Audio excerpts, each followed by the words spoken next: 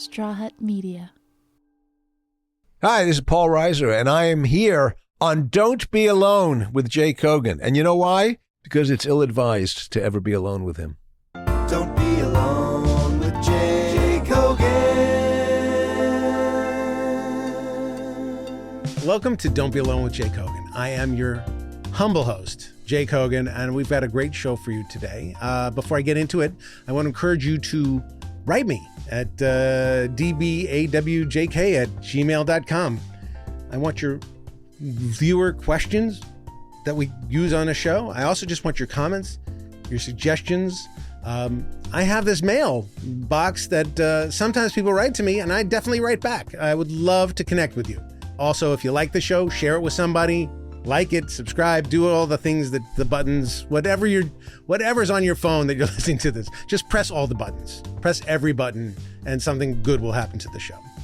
Today, we're going to be talking to one of my heroes, Paul Reiser. He's a great comedian, great writer, great actor. He's done many, many things. He's very versatile. And the thing that I'm going to be talking to him about a little bit is his life, his career, but also his versatility. The fact that he can do a lot. And why can't I do that much? Why can't I be better? Why can't I be more like Paul Reiser? He has a new movie coming out called The Problem with People. That's coming out. That's very, very good, very funny. And because of that, he deigned to join us. So you're obligated to go see this movie, The Problem with People, so I don't look like an idiot. All right? So that's the first thing. We're going to ask Paul about many parts of his life and his career, and we're just going to scratch the surface of Paul, and maybe he'll tell me why I'm not nearly as good as he is. Right after this. Don't be alone with Jay Kogan. Let's start by telling me about your new movie. Thank you for asking. So the new movie, it's called The Problem with People, and it's available in a few theaters and everywhere you can buy or rent a film. Mm-hmm. And this has been a long labor of love for me. It's a movie it takes place in Ireland, and it only came into being because I wanted to go to Ireland again. I was there years ago and I loved it. Right. Do you remember the movie Local Hero? Of course. Fantastic movie. One of my favorite movies. Yeah. So that was like 1983. And when I saw that, I just had this bug in my head. I was like, I want to do that. I want to make a movie in a beautiful little town where I'm the only guy who doesn't know what the hell's going on. And I never found one. So I said, well, I'm going to write it. And it took me a long time because I couldn't figure out the idea. Anyway, so finally, and I wrote it with another buddy of mine. Also an Irishman? No, he's not Irish at all. All right. No, but what happened was I was casually, you know, these things like, I'll get to it next year or I'll play with it. And one day I was talking to this woman, a producer, and I said, yeah, I have this idea for a movie in Ireland, but I don't know, I haven't written it. Maybe I should write with somebody. She said, you know, I know a fella might be just perfect. And she introduced me to this guy who was an actor and a writer, a young guy, lived in New York. Mm-hmm. We met and I went, oh, this guy's really fun. And we just started jamming and suddenly it came together. So anyway, the movie is, in a nutshell, two distant cousins who've never met. One in New York, me, and one in Ireland, Colm Meaney, who is Mr. Ireland. Sure. And they are the third or fourth generation of two grandfathers who had a falling out and have passed down the generations. We don't talk to the other side. We don't talk to the Irish. The Irish, we don't talk to the Americans. And so Colm Meaney's dad, who's on his, quote, deathbed, says, let's finally make peace. Why? If we can't heal the world, at least let's heal us. Right. And so he sets out. And so Colm Meaney calls me. I never heard of him. Come to Ireland. So basically it's two guys who are well-intended, trying to make peace, and it doesn't go well. And we thought that's a really, it was a really interesting way to tackle something big, like world conflict, but reduce it. And because, it's called The Problem with People, because there is some problem with people. Why, no matter how small you make the sample group, they will fight about something. Sure. I intend to fight with you I'm looking forward. During this. As soon as the room clears, the others leave.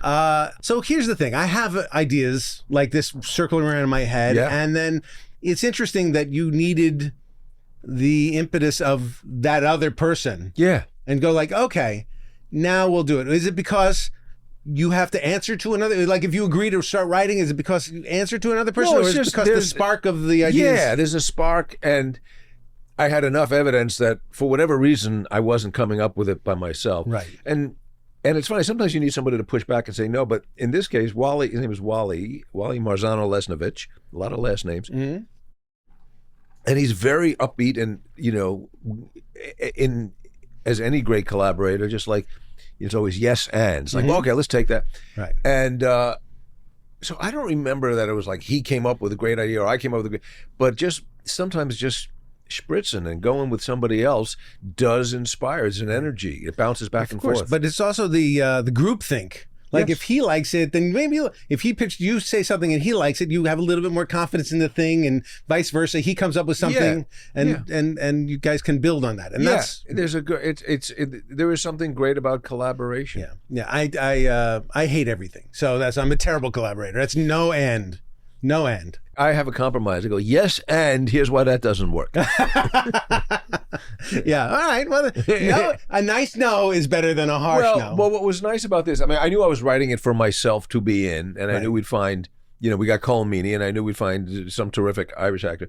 But it was easy. There was no politics. It wasn't like the collaborator was going to say, no, it's got to be this. Like, well, I'm going to tell you no. Right. But so the channels are open. So there was no, vying for position, which makes it really easy. And did you consider directing this yourself? No, I don't ever want to direct. Why? I don't have that skill set of being that focused in that way. I'm really surprised to hear that. Yeah, I mean, I can focus. I mean, I'm really focused. I mean, with this movie, it's a miracle that it's getting out because it took pushing uphill for years. We were ready to go 4 or 5 years ago. And then we had financing. We didn't have financing. Then COVID. And then our director got busy and I got busy. So I have focus in that way. But on a set, I'm watching and I can say, okay, you know what? That's going to be better if you do that or change that shirt or, they shouldn't cross. So I'm very focused on that. But I don't want to be the guy in charge of everything and like knowing, and I also don't know that stuff. I'm embarrassed to admit I still don't understand camera lenses and sizes. It's like, I don't know. You don't need to understand. But exactly. I figure for your director you should. But again, it's collaboration. I know you work with a great cinematographer who says, "Hey, let's put the camera there." And I know plenty of people who directed who didn't have the training per se. But again, there's our director on this movie is a fellow named Chris Cottam, who's a really funny, talented British-American director, and he's done a lot of comedies. He's done a lot of stuff with Rich Hall, and he just won a BAFTA for a British comedy, and he's done a lot of commercials, and his great style, really funny, really prepared and disciplined. So I had this great luxury of like, okay, this guy knows what he's doing, and I don't know how to express this. So can you? I don't know how you go shoot that. You go find locations, but I'll get to say as producer and go, boy, that doesn't look right. Or gee, how about we do this? And then in editing, I'm there, and I guess that's as a producer and as a writer. And again, it was a nice luxury to say, I know I'm not going to be backed into something that I don't want, but at the same time, like, I don't know how this. What do you think, director? What do you think, co-writer? So, to me, that's plenty of opportunity for input and creative control that I don't need to actually direct. And I'd rather have, as I said to somebody, they said, "Why don't you direct it?" I go, "Because I love this film, and I don't want to put it in the hands of a guy who doesn't know what he's doing. Sure. So let me get a director who knows what they're doing, and then we collaborate together." Well, that's fantastic. I love when a director is very collaborative, and I've worked with directors who are not collaborative. Sure. And so yes. So I've worked with writers who are, prickly and overprotective, and I want to apologize. Yeah. Now you apologize. Yes, sure. And there are also actors, who are not necessarily so. Yes. No, go on. Well, this too. Not true. How dare you? This business has really hurt you, hasn't it? It has. Wow. No, I used to. Well, I'm sort of an actor. I've done lots of this kind of stuff. So I'm very appreciative of great acting and great comedy and great directing and great I know how hard it all is. It is all hard. And I was saying to somebody, when you see something that is good and has managed to succeed commercially, it's a miracle. Yeah. Because Every piece of that could have gone wrong. The writing, and then you get the right, and then find the right director, find actors, get the financing, get it made, and then get it seen. So when something is a hit, it's like, that's not, cookie cutter commercial studio superhero. If something finds its way and makes it to the audience, that is just has dodged so many bullets. Without giving anything important away, what's the scene in The Problem with People that you didn't quite imagine that came out great, that came out better than you thought it would? Well, someone asked me, was there improv? It's like, there really wasn't. We worked on the script a long time and we rehearsed. It was pretty tight. There was one character that was just, this was a lovely surprise. We cast, there was an Irish guard, a cop, and he didn't even have a name, and in the script, actors, I don't want to be pedestrian number 4. Right, sure. Can you call me Willie? And so this guy, we just had this idea that he was in the background and he didn't even have any lines. And his name was Underachieving Officer. He was just supposed to be a sort of milquetoast guy. And we cast this guy who seemed funny, and then he improvised a couple of beats that were really dark and so unlike the rest of the movie. We went, that's really funny. And so that's free. And it was totally him. He would just, literally in the scenes, he would start raising his hand, which, and yes, you have a question? And then he would ask some bizarre, dark thing, and he'd go, oh my God, that's really funny. So that was freebie. Didn't expect it. Isn't that a lot of what you did on Diner? Entirely. Yes. I had nothing, in Diner, I had never worked. I had never had a job. And I got this surprise call that I was cast, and I didn't have an agent. And the closest I had, the guy who owned the comedy club that I was working at when I got the gig. And those are the most trustworthy people. Always. Comedy club owners. Oh, why would they have any possible incentive? So I said, I don't know. And by the way, there was no negotiating. It wasn't like anybody was going to help me get a better deal. And he read the script and he said, what's your character in this? I said, Modell. He said, I hate to tell you, you ain't in this. There was no, I had literally 2 lines. Right. But Barry Levinson, God bless him, had it in his mind that we're going to find something. Right. And so he would let the cameras roll, and we would just start, especially in the diner scenes, we just start talking and playing around. And then I didn't even know any of it was usable, but he would go, the thing you did yesterday, do that little thing with the thing with the thing. And then I saw the movie and went, oh my gosh, not only did it work, it makes sense. It's like, oh, there's a character. He made that happen. That movie was very special to me and many people in my generation, but me specifically because Barry Levinson's a family friend. Yeah. And he would come over to the house on holiday dinners and talk about when his aunt would chase him around with a knife and the woman he met on horseback. Like some of these things are real stories of his life. And somebody says, I'm going to write a movie about it. And then he did. And I think it was Mel Brooks who pushed him, because he was working with Mel on High Anxiety, and he would tell, just start telling these stories. And I think it was Mel Brooks who said, there's a movie here. You should do this. But it was amazing to see him do it and then become a director, a writer, director, like almost in a weekend. Like he did it. Yeah, and so people do it. The first-time directors, obviously, by definition, have never directed before. Right. But somehow, a lot of people excel at it. He did. There's no reason to believe he could have directed. And in fact, he held out when Jerry Weintraub produced the movie.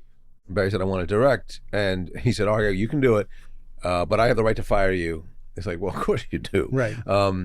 But somehow he knew what he was doing with great confidence and great authority. Well, that's the main thing about being a director, is you have to say with great authority, even stuff you don't believe.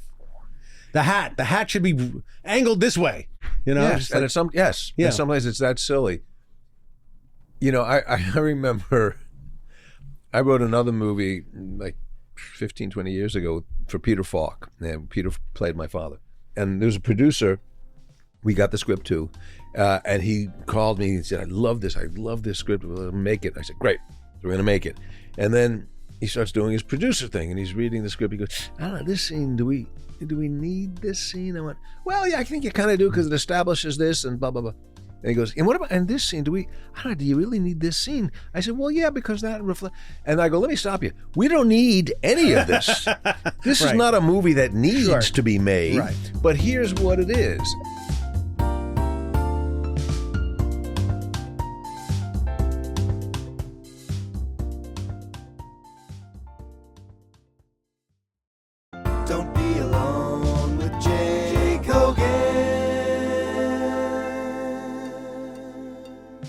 I'm so, it sounds so arrogant. I don't mean it to sound arrogant. Like, I'm not a fan of testing because, like,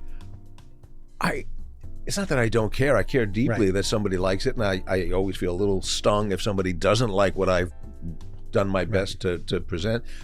But guarantee, whatever you do, there's going to be people who like it, people who don't like it. So why don't you just put this out, make it the best version of what you think it can be, and then find the people will find it.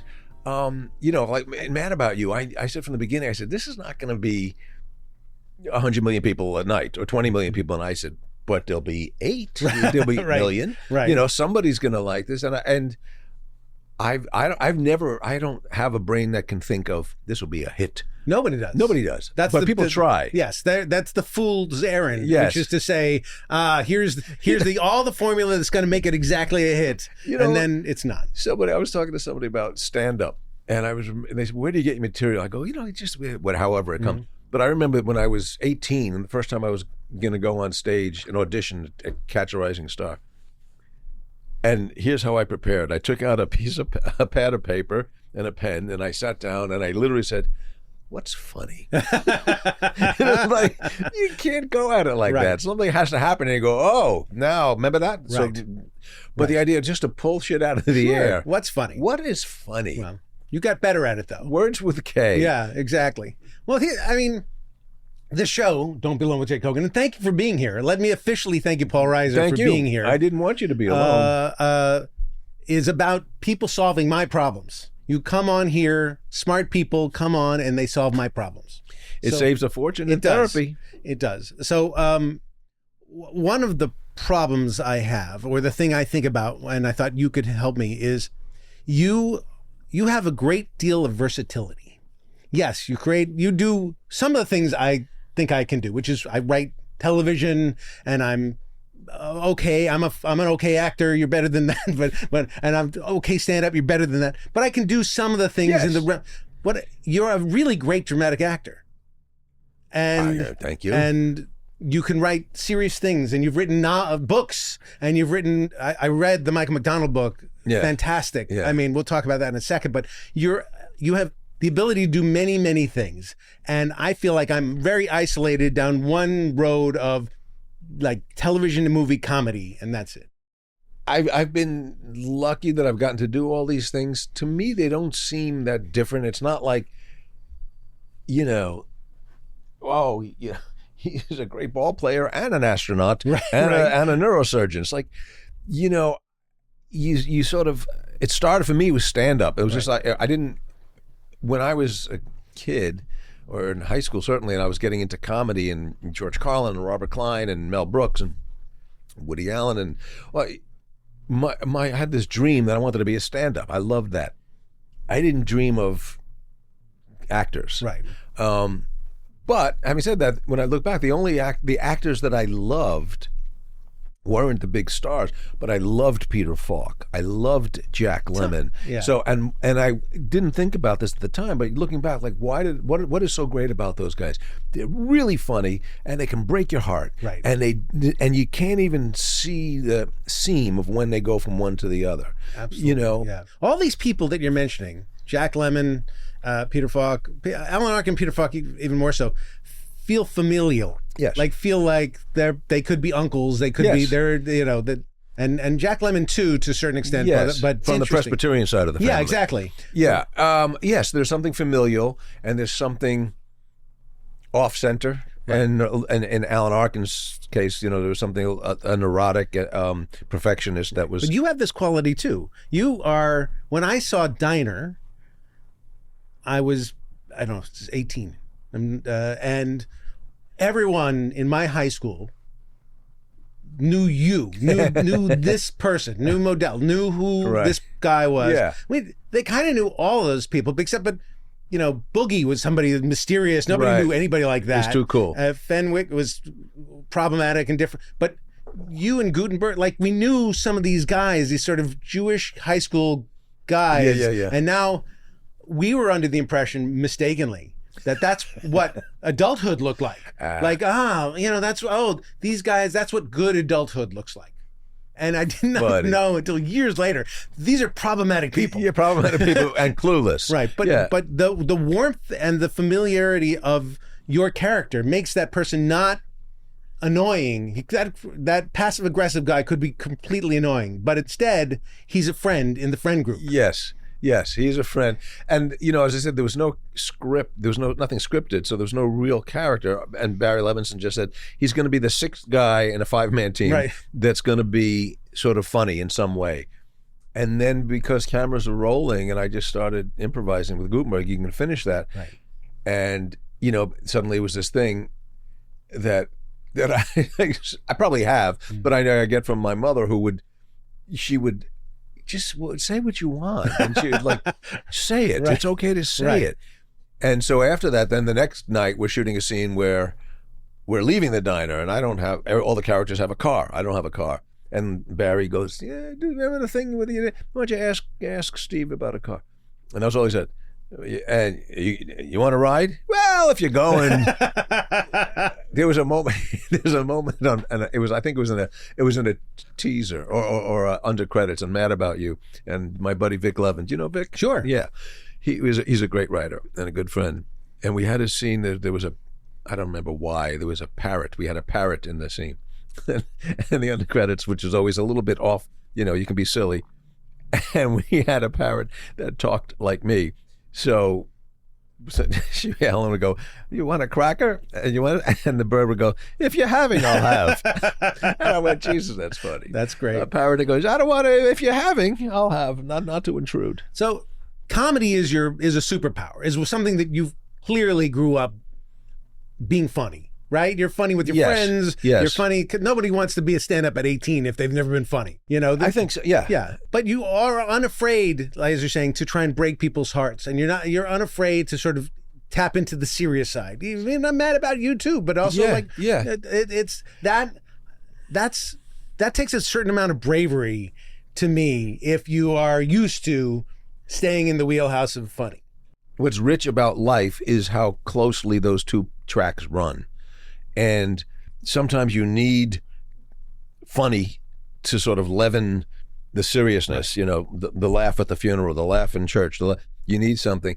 And also, I think the best comedy, there's great comedy that's just silly shit, but there's also a very strong, wonderful, rich vein of comedy is stuff that's human. It's an interesting point because I find for myself, I look back and think there were places that I should have been much funnier, but I was somehow in the back of my mind trying to show that I don't have to be. I'm not one of these guys who needs to be funny. It's right, okay, asshole, but that scene should have been funnier. Right. And then by the same sort of exercise, it's like, well, don't ruin that moment. That should be a sweet moment. And what we always loved on Mad About You is when we could get in the same episode, in the same scene, funny and touching. And I don't mean you have to cry, but it's human. The best comedies do tap into a human vein of reality and sometimes sadness, and sometimes we did it on The Simpsons. The best Simpsons episodes had a little bit of sentiment in it, and we went towards that, and we embraced it thanks to Jim Brooks. He took a room full of 20-year-old nerds and said, you gotta try to do something that's human. And we went, oh, okay. But if we have to. Right, if we had to. But it's really, I can understand that. But we really did like 99% of silly and then 1% of warm. And I think the balance but the balance was always, what's always been so comforting and reassuring in The Simpsons is you know the heart, that what's underneath it. And you also know that when they hit that sentimental, they're not going to go too far. Right. That you're going to pull back, and it's going to be written by a bunch of writers who know to not be saccharine. We just had a screening last night here, and it was at the SAG, Screen Actors Guild building, and it was a pretty hip crowd, and I was so struck. They laughed at not only everything that we hoped, laughed at stuff that I go, wow, I didn't even know that was a laugh. Right. But at the heart of it, again, you're watching, as they say, two guys who hopefully you like, two guys who are well-intended. They're literally, the kickoff of the movie is, let us bury this hatchet that our grandfathers started this silliness. You got it. Let's make peace. And then they can't. Right. Because like, wait a second, I don't trust you. Oh, you don't trust me? No, I don't trust you. They go, oh my God, that's what. So you're rooting for them. Right. And you're going, it shouldn't be this hard. Right. And if it's this hard for two idiot cousins, imagine global powers, like, which by the way will ultimately only be healed by two people sitting in a room or four people in a room going, all right, listen, look at me. What do you need? Right. What can I do? What can you do? To make you feel safe and to make us feel safe. And it's not easy, but but I think, I would never go on record as saying it's a movie about that message. It's not. Right. It's a really fun comedy. But if you look, and what you'll hopefully have as a residue is like, oh, it actually was about two human beings trying to work on something that's big. But every comedy needs that anyway. I mean, you need the underpinning of some real situation to make the story play. There's no story without that. Correct. I want to talk about this. You wrote a book with Michael McDonnald. I did. And you met him 10 feet from your front door, right? And we wrote it without leaving our homes. Right. That's the other part I didn't even talk about. Your musicianship. You're a musician. Yeah, You're but real... privately, I don't make a big thing with it. I don't. If you said, hey, to Michael McDonnald, let's go to my house and jam. Yeah. Then you must have some chops. I was okay. Okay. I knew I could do that. I know. I know. right. I can't. Play a Beethoven concerto in front of L.A. Philharmonic, but I can jam with Mike McDonnald on some Beatles songs. So yeah, I had been a fan. Always, I just loved his voice, loved his music. My favorite Doobie tracks were all his. Sure. And I reluctantly went to a party 2 doors away from me. A big fancy guy was having a party. And everybody in your neighborhood's a big fancy guy. Everybody. I've been to your house. Yeah. Everybody. Were you in my house? I was there one time. Yes. You want? I don't live there anymore, by the way. Okay. No, okay. That's fine. But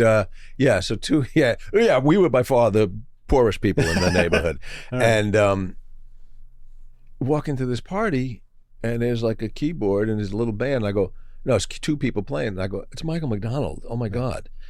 And then he's playing, and then a couple of the owner of the house, the big fancy guy, was talking loudly. I'm going, shut the fuck, it's Michael, what are you doing talking? And Michael McDonnell's sitting here saying, and he was just him and his guitar player, and they did a few songs, and then he's packing up, and I go over to introduce myself.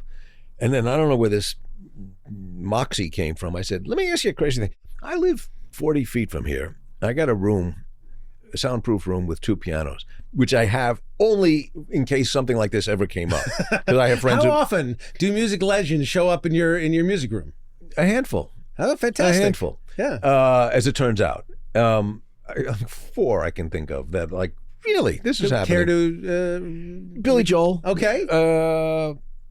Jimmy Webb. Right. I can't believe maybe that's it. Okay, that's enough to build a room for those 3 guys. Yeah, and so he came over and we just jammed and played. But anyway, so then we became friends from that, and I would periodically ask him things that just as a fan, like, how did that record happen? What was this? How and things that puzzled me, like how can you be in Steely Dan and the Doobie Brothers? Don't you have to pick a team? Right. And so I never understood. And one day I said, you should write a book so I wouldn't have to ask you these things. And he said, well, it's funny. A lot of people have said that to me, but I don't know. I don't know if I have a story to tell, really. And very modest. And he said, and also, I've never written a book. I don't know how to do it. And I said, well, tell you something. I've written a couple of books. I could help you. And by the way, this was March 2020. COVID just came down. I went, we got nothing to do. And so I don't know. It was really... that definitely fueled it. We had the time and we had something that would give us a purpose. So for about a month or 2, we would just 3 or 4 times a week Zoom. We would do this, record it, and then I would transcribe it and type it up. And when they had it, and it was all over the place, all stories from, and he was just sharing everything, personal stuff, professional stuff. And I said, don't even hold back. I said, this is not going to air. We won't put in anything you don't like. So how did you find the through line? It was interesting. We kind of found it, to our surprise, together. And, this doesn't sound like a real through line, but he was realizing how much of his life was based on serendipity, and that how much you think and the things that were not important, that at the time they happened, didn't seem important, end up being pivotal moments in your life. From people you meet, from actions you take or actions you luckily didn't take. Right. And I think that's true for everybody. But his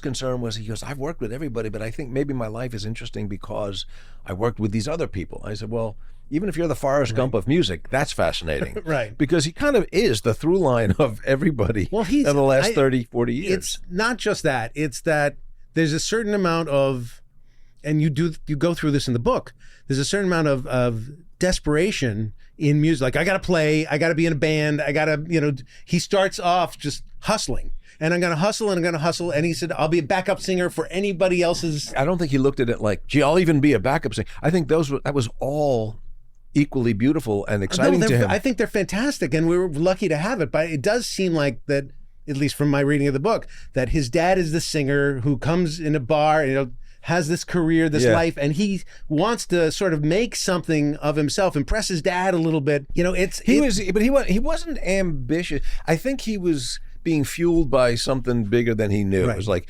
and also as he talks very humbly, he goes, it's not like I had some other skill or ability or academic, like he wasn't. Right. I mean, he was drinking and smoking. Well, that's the whole thing. I think he was afraid. But he had this voice. Yes. And it's funny because what I really wanted to get at, and ultimately I couldn't because it's ungettable. It's like, can you explain to me how is your voice that fucking good? Yes. And it's like sort of saying to Ryan Gosling, so how did you get handsome? what do you want? It just is. That's what but happened. He's not, Ryan Gosling's not just handsome. Yes. He's handsome and we like him. Yes. Yes. Who can do that? Yeah. Nobody. Yeah. That's fantastic. But Michael McDonald's the same way. His voice is beautiful. It's soulful in a way that most white people aren't as that soulful. And his personality is such that part of why I wanted to write the book is like, I don't think anybody knows who you are. Like, right. I'm a fan, and I didn't know you were from St. Louis. Right. I didn't know any of these stories. And, there were so many great musicians or notable people, and their personality and their publicity gets in their way. And you go, I don't like what he said about that, or I don't like what she did on that show. It's like, Mike has none of that. He was sort of there's no footprint. He's just beautiful music. Kind of, again, this is from reading of this, why I find it fascinating. He's kind of a fuck up in a lot of ways, just career-wise. He sort of stumbles into things. He makes mistakes. He, as do we all. Right, and things with drugs and other things. But the talent is so massive that even when he's not trying, or even when he's trying to bury it, it comes out in major ways. Yeah, that's beautiful. That's a nice way of looking at it.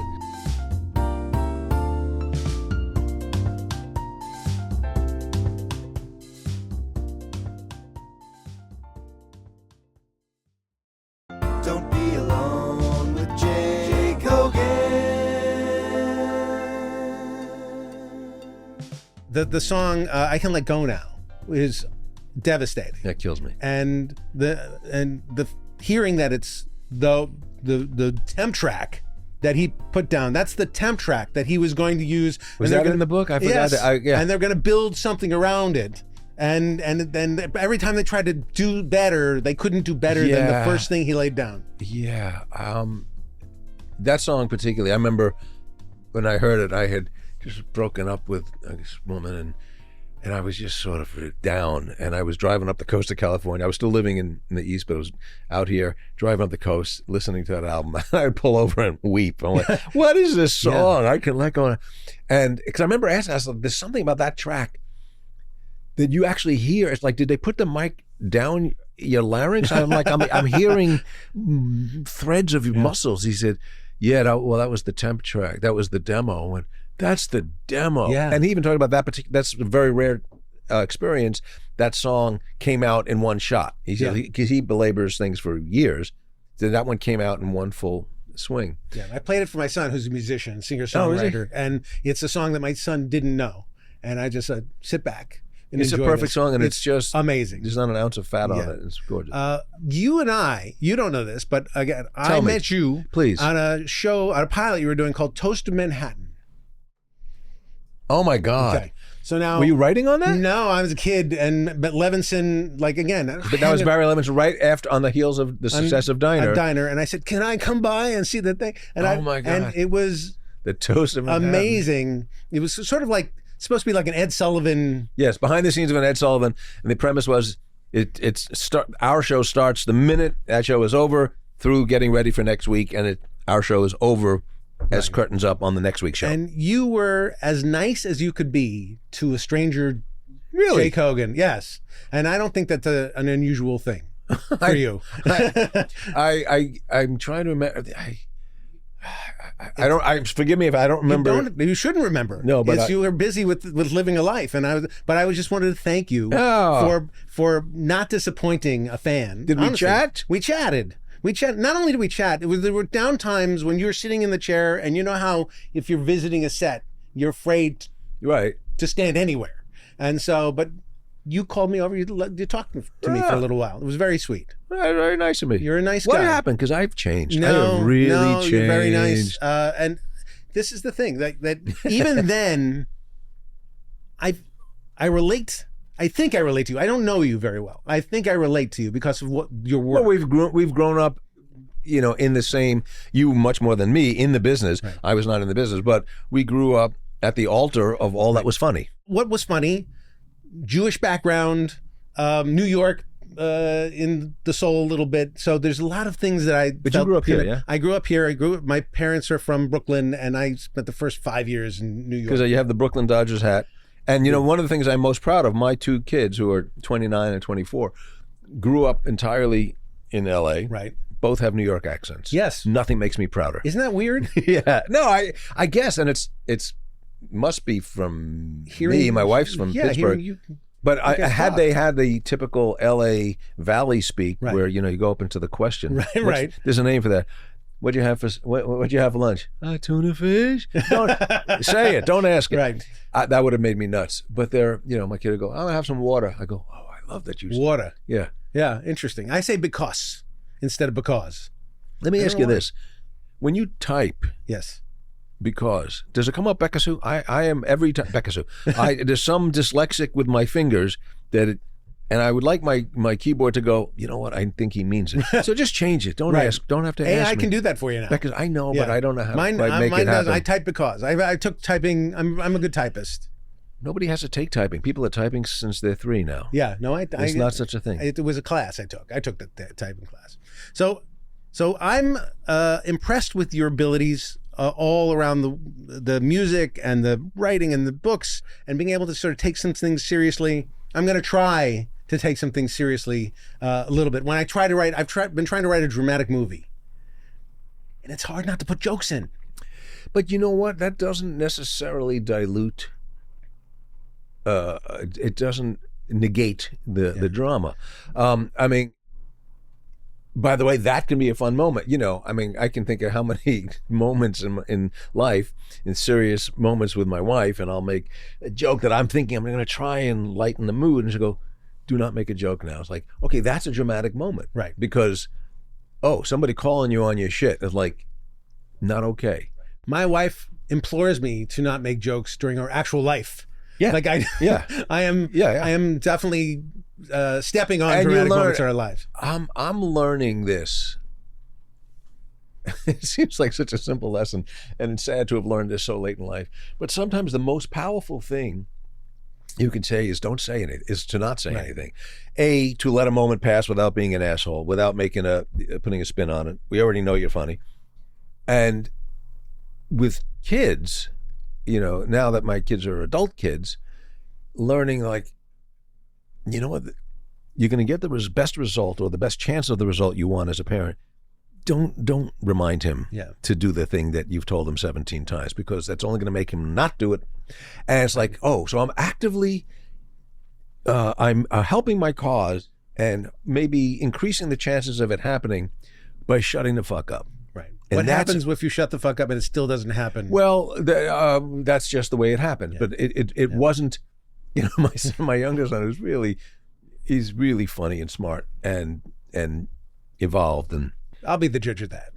I go, well, I didn't want to remind you, I'll say, but but I asked you 5 times to do that and you didn't do it. And he goes, right, so how's that working out for you? It's like, oh, okay, that's Right. really funny. It's like him saying, I heard you. Right. And it's bouncing off. So maybe, okay. And also sometimes, I mean, I remember really Right. clearly being 24. Yeah. So I think I know where his head is at. So like, maybe don't tell him Right. to take a jacket. You know, he's 24. Right. He knows what cold is like. I'm on your side of this. My wife is on the other side. Well, so that's why we're coupled. we're fighting. And so we're fighting about that. I said, you don't have to remind him about the thing. He knows about the thing. So I don't know. I think we're running short time. I have so many more things to tell you. Why don't you talk about the reboot and a little bit about Ask me Kaminsky anything. method? Do you have time on your show? I do. But first, I just want to give you a gift. A gift? For being here. This is a little something I got you. It's not a big. Don't make a fuss. It's cheese. It is cheese. It's cheese. Why is it cheese? You're hard to buy for. I don't know what Manchego. Nobody's ever given me cheese, exactly. and I've always wanted Receipts cheese. in the bag. Receipts in the bag because I'm Jewish. I know. Emma, I don't know what's going to happen. You know what? I'm going to make a fondue in the car. You should. That's Manchego and a little Gruyere. Yeah. Because you're classy. You I know didn't what? want to get you just a regular cheese. The phrase "I'm going to make a fondue in the car" sounds like an accident that a good. 4-year-old had. It's I made a fantastic. fondue in the car. What made you take reboot? Oh, that was an easy decision. All right. I was sitting home. In fact, not just sitting home, I was finally getting ready. We were in pre-production for Ireland movie. This was like February of 2022, and we were set to shoot in May or June. And I said, I don't want to look at anything. I don't want to be distracted. I don't want to do anything that might go over in time. Mm-hmm. They said, well, look at this script. And Steve Levitan, who was one of the co-creators of Modern Family and a really talented writer. And a handsome man. Handsome guy. And tall. Did you work on his show with him? I worked on Frasier. I worked on shows akin to him, okay. Levitan. I know Levitan. So he wrote the show, and it was really funny, and it had a great cast. It was Keegan Michael Key and Johnny Knoxville and Judy Greer and Rachel Bloom. And I went, well, this is really top-notch, funny people. And the role was, okay, so you're a guy who had a very successful show years ago, and they want to bring it back, and you don't want things to be updated, and you just kind of believe that things should be funny, and you kind of don't like the new, and you want to stick to the old. I said, I think I can find that guy within me. So it was really and then I said, and I had my only provision was, I got to be out by this date. We can't go over. Right. I mean, I hope nobody gets COVID here. We don't shut down, but I'm leaving to go to Ireland. And so they even let me out a little early to get out. But it was so fun, and it was such a disappointment that Hulu didn't pick it up for more, because I thought, this is so funny, and the cast is so good. Yeah. But it was also a trip because it was getting to do a sitcom without doing a sitcom. Right. So the funniest parts were the writer's room or the table reads. The sitcom that it was making, that it was purportedly rebooting, was maybe 12 seconds a week.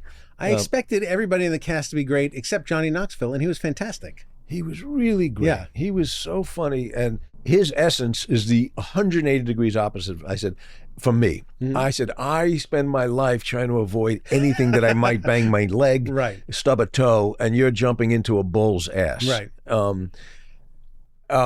But but I think there's something so sweet, and he's a really sweet guy. Yeah, I think his history of stunts belies a little bit of the depth of his soul, of who he is.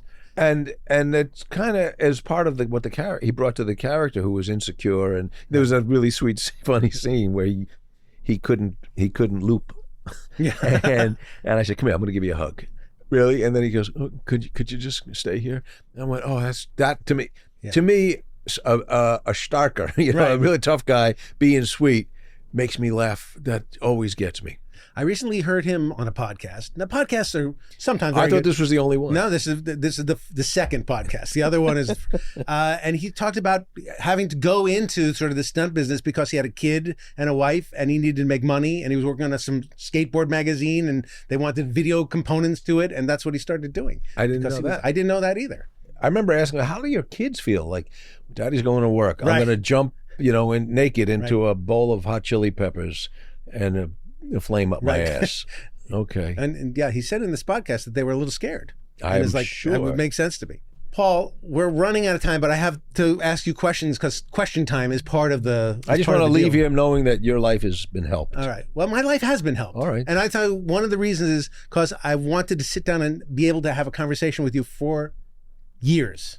And this is a You didn't have fantastic to way. have a podcast. You could have just offered cheese. I understand. Yeah, right there. I understand. And after reading the book, especially the Michael McDonnald book, I wanted you and Michael. I wanted the two of you because I think you probably have this great friendship that I want to see in real life. But here's some question time. It's question time.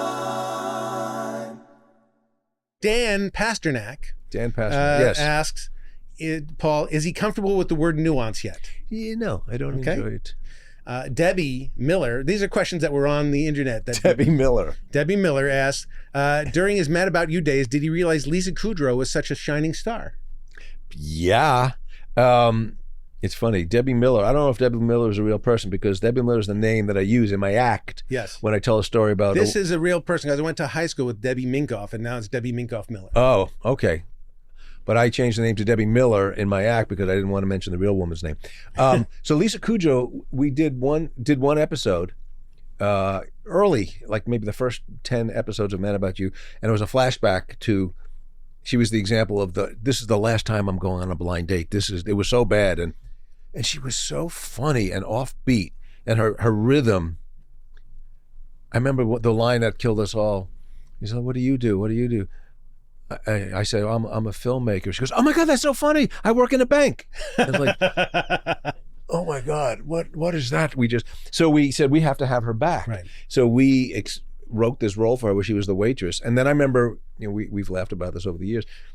And one day she had to leave early. She had an audition for some pilot. And I said, "What is it?" She goes, "It's like 6 friends and they all live in the same building and they meet in a coffee shop." I go, "Well, that's not going to go." And then God bless her, she continued to do ours as her twin. She was very afraid. I'm friends with Lisa. She was very afraid to lose Matt. She like did not want to give up that. So it's amazing she was able to do both. Yeah, she's. Stacy Goldstein asks, even with his amazing resume, does he ever feel ageism gets in the way of any part of your life? So she said, despite despite your amazing resume and handsome looks, does he ever feel? She didn't mention handsome looks. Did not mention. Did not say that. Jesus. She means it. I can read it between the lines. She's shy. Sure, but does he ever feel that ageism is getting in the way of projects and roles? No, I think personally, the opposite. I feel more prepared to be this age because I was 80 when I was 20. Right. So you know what I mean. So Me now, too. so yeah. So now I feel like but there is this sort of moment of reality, a recognition where you go, sometimes I'll get a script and it'll be like, oh, and a young guy is pursuing a girl. Right. I go, oh, I'm not that. I'm the guy's father. Right. Okay, I'm still reading it as if I'm 25. Thank you for being here. I really appreciate it. It was great fun, and it's great to see you. But mostly, I do it for the cheese. I know. I appreciate it. Well, thank you. And thank you for watching, and join us next time. Don't be alone.